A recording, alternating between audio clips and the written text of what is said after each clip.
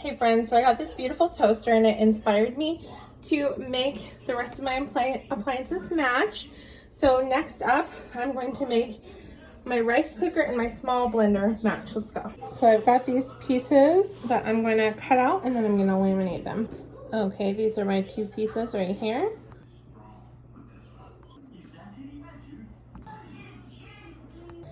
Okay, now I'm going to cut them out. Okay, so I cut them out, now I'm going to tape them on. Okay, one side is taped on, time for the other side. Awesome, now I have both sides. Looking great. Super cute, I love it. Next up, I'm going to decorate this small serve blender. Okay, so I got it the right size. Now I'm going to laminate it.